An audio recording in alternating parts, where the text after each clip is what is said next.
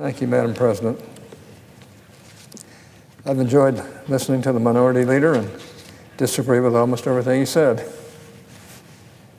But I do believe he's one of the great senators here. And I care for him.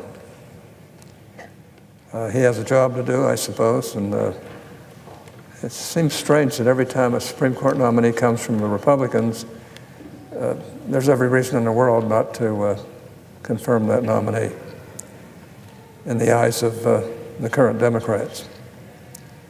Even without the first day of hearings, we're getting that type of a situation. It's hard to believe. It's really hard to believe. Madam President, I rise today in strong support of the nomination of Brett Kavanaugh to be an Associate Justice of the Supreme Court. I've known Brett for quite a while. He's a terrific human being. He's honest, decent, a good family man. He's everything you'd want on the bench. He's fair, he's considerate, he's knowledgeable, he's intelligent, he understands the law, and when he doesn't understand the law, he'll search it until he does. President Trump has made an outstanding choice. He has kept his commitment to the American people. He has selected a nominee with deep experience in the law and an understanding of the proper role of a judge under our Constitution. I first met Brett Kavanaugh 14 years ago when he came before the Judiciary Committee for his first confirmation hearing to the D.C. Circuit. I was the chair of the Judiciary Committee at that time. I was impressed by Brett's sterling credentials at that time, his broad knowledge of the law, and his demeanor. At only 39 years of age, he knew more about the law than most lawyers who have practiced for a lifetime. And I think anybody who is fair would acknowledge that. Brett was confirmed to the D.C. Circuit in 2006, following years of obstruction by Senate Democrats. I was pleased and proud to support Brett's nomination to the D.C. Circuit.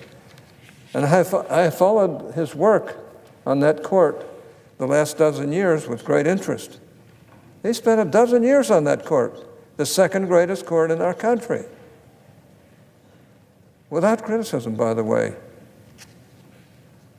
Or at least I should say without fair criticism. He's been a true intellectual leader, authoring landmark opinions on the separation of powers, administrative laws, national security.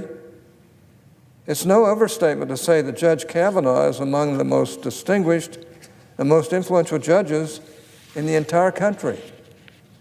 The Supreme Court has adopted his positions, or the positions in his opinions, no less than 11 times, the Supreme Court has. He has authored multiple dissents that ultimately prevailed in the Supreme Court. That ought to be complimented, not condemned. He has taught courses at Harvard, Yale, and Georgetown.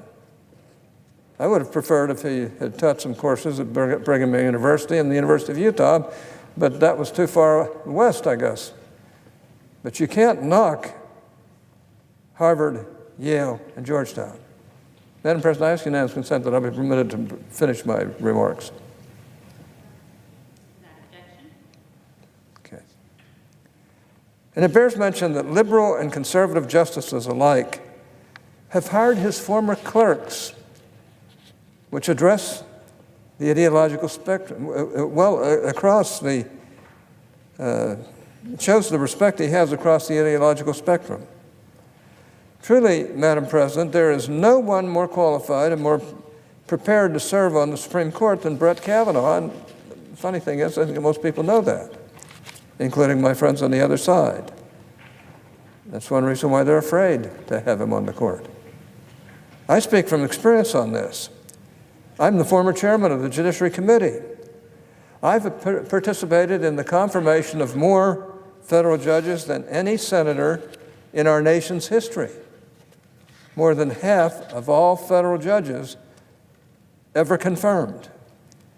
I've participated in the last 14 Supreme Court confirmation battles, including the confirmations of all current members of the court. I know a good nominee when I see one. And Brett Kavanaugh is not just a good nominee. Brett Kavanaugh is an exceptional nominee, and any fair person has to admit it. Now, Madam President, it's been a little over a year since we last considered a nominee to the Supreme Court. That nominee was Neil Gorsuch.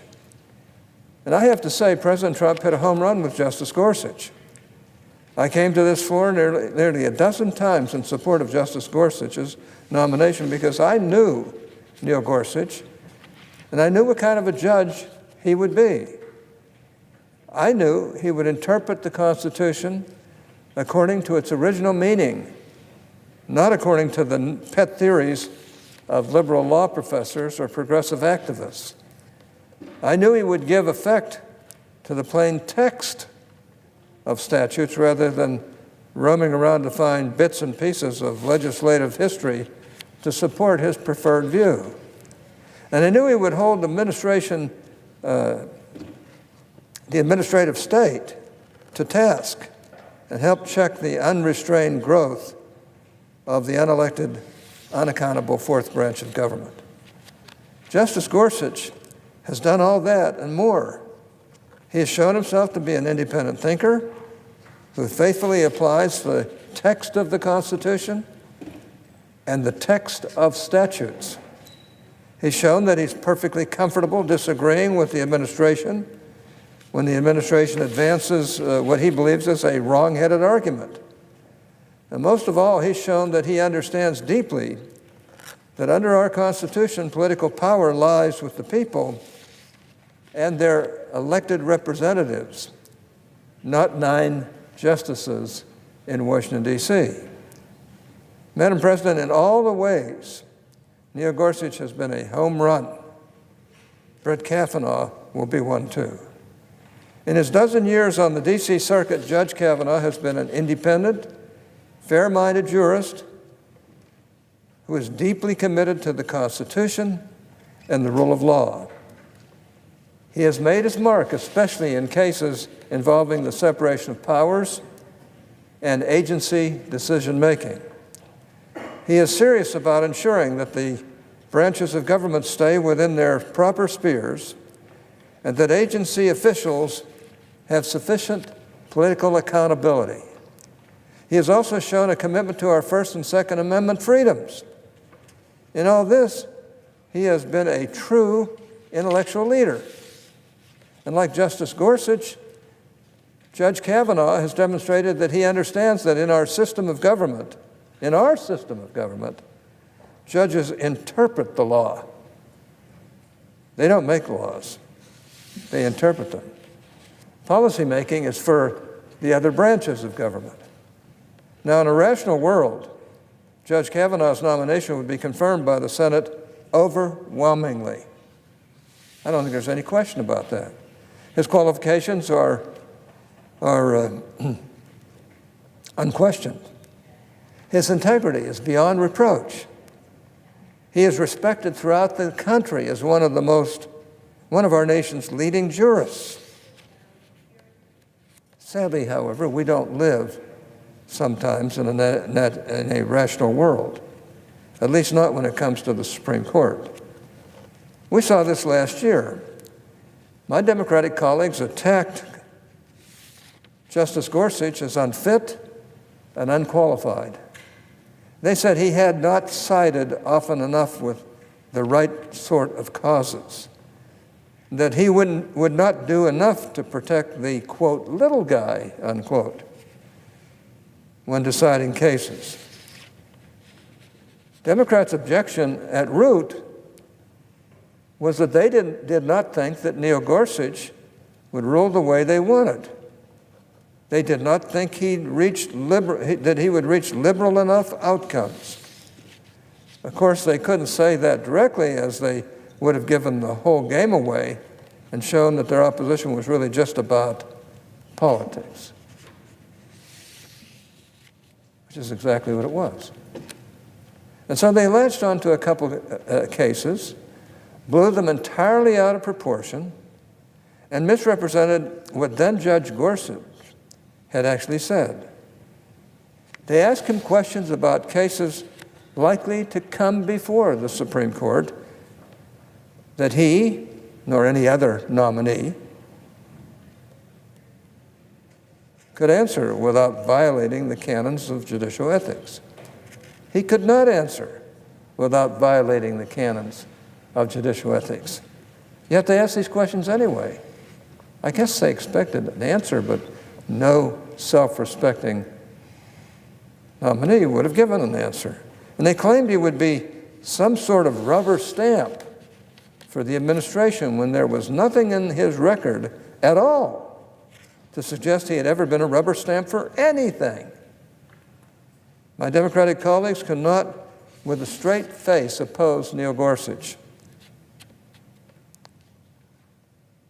or Neil Gorsuch's nomination on the merits, and so they kicked up a cloud of half-truths and misrepresentations and used those to justify their opposition. Fortunately, the majority of my colleagues saw these desperate tactics for what they were: complete baloney, and that's putting it mildly. And now we're about to replay the same game, Madam President. In the coming weeks, my Democratic colleagues are going to throw everything they have at Judge Kavanaugh. We're going to see Judge Kavanaugh's opponents twist his words, misrepresent his opinions, and do everything they can to make him into some sort of a monster, judicial monster. They will call him a rubber stamp for the rich and powerful, and warn that his confirmation will mean the end of liberty and civil rights. That's trash talk, but that's what we're used to around here when they're afraid of the nominations that come from the Republican side. And there's no reason to be afraid. These are people who are going to abide by the law, live in accordance with the law, and decide cases the way the law demands and dictates. Now, this is the same playbook we've seen before. It's the same playbook we saw last year with Neil Gorsuch. It's the same playbook we would have seen no matter who the president nominated. Because the opposition will not be about Judge Kavanaugh's credentials or his qualifications. It will be about politics. Straight and simple. My Democratic colleagues want a justice who will reach the outcomes they want, who will use the Constitution to make policy. But Judge Kavanaugh is not that kind of a judge. He interprets the Constitution as written. He interprets our laws as written. He follows the separation of powers and leaves policymaking to the political branches. Brett Kavanaugh is one of the most respected judges in our country, for good reason, because he's a real judge. He has been an intellectual leader on one of our nation's most important courts for over a decade. He has heard thousands of cases and issued hundreds of opinions. He is a brilliant thinker, a powerful writer, and I might add, as somebody who knows him well, a kind and humble man. I cannot think of a better person to fill Justice Kennedy's seat on the Supreme Court than his former clerk, because Justice Kennedy is a kind and humble man, and he's excited about having this nominee take his place. Madam President, after all the kicking and screaming last year, after all the obfuscations and misrepresentations, we confirmed Neil Gorsuch to the Supreme Court. We did so because he was unquestionably qualified, because he had demonstrated a firm understanding of the judge's proper role under the Constitution. Like Neil Gorsuch, Brett Kavanaugh is unquestionably qualified. Like Neil Gorsuch, Brett Kavanaugh has shown a commitment to the Constitution and to the principle that judges are to interpret the law, not make it up. And like Neil Gorsuch, Brett Kavanaugh will be confirmed. I have confidence in my colleagues, and he will be confirmed. He is a good man. I know him personally, known him for a long time. He's a good man. He's a brilliant man, and a man whose nomination I'm honored to support. And I intend to do everything in my power, Madam President, to see Judge Kavanaugh confirmed to the Supreme Court. I could not be more pleased that one of my final acts here in the United States Senate will be to help shepherd through one last nominee to our nation's highest court. And I could not be more pleased that that nominee is Judge Brett Kavanaugh. I know Judge Kavanaugh. I know what a great justice he'll make. I know that he'll be fair. I know that he'll live in accordance with the laws. But I also know he has courage and conviction, that he'll do what justices have to do. And that is interpret the Constitution and our statutes in this country in ways that will please the vast majority of all Americans. And that's about all we can ask for. But I know he'll do that because I know the man. I know his family. I know his parents.